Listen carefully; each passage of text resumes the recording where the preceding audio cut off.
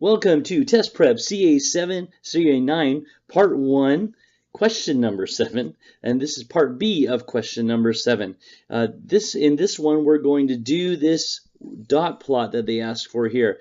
In the last video, 7A, we did the stem and leaf plot. So if you haven't watched that one, make sure you go back and watch that one as well, because this question does ask you to do both of these. So anyway, moving on, we are going to go ahead and build that. So this is the data that we have. We've already put this data in order. The data was over here, but we put it in order in the last video. So if you want to see how we did that, go ahead and look back there as well. But this, that's the data we have, and it's always a good idea to put it in order so that you can get a better understanding of how your data lies. So now what I'm going to do is I'm going to actually write all these values out. I'm actually going to write a number line that is going to include all these values. And what I have here is I have the 2 range all the way to the 4 range. But the truth is I have 4 and 3/4, which is actually more than 4. So I have to make sure that my range goes to at least 5. So when I'm doing my number line, I have to make sure it goes to at least 5 in order to accommodate the 4 and 3/4. On the low end, just going to 2 is far enough because 2 is less than the 2 1/2. The 2 would go somewhere here, and so that's going to be able to fit the 2 1/2 as well.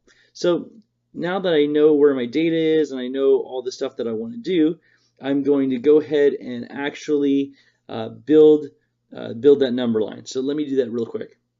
And there we have our number line.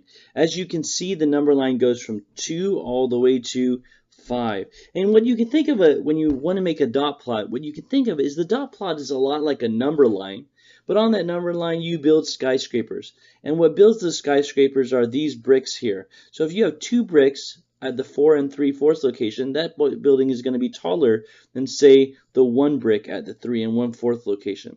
So you can think of it like that if that helps. If that didn't make any sense, just ignore it and we'll move on. So let's look at the first value. The first value here is 2 1/2. So I'm actually going to go to the 2 1/2 here. I'm going to put 1 dot. Then I'm going to go to the 2 3/4.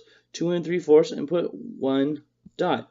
Now I have another 2 3/4, so I'm going to put another dot on the 2 3/4 side. The 2 3/4 value. Then 3 1/4 here, so I'm going to put another dot at 3 1/4 value. 3 3/4, I'm going to put another dot here at 3 3/4, and then yet another 3 3/4 here. Then 4 1/2 here, and then 4 3/4, and another 4 3/4. So as you can see, those are the dots for all the points on this side here. Now, that right there tells us what this means. Now, if you really wanted to be perfect about this, though, then what you would want to do is you would want to include a key.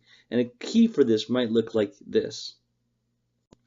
And there you have the key as well. And the key tells us that one of these dots means one type of fuel in that particular amount. So if I see a dot right here, this dot right here tells me that they had some type of fuel that they had 3 3/4 liters of.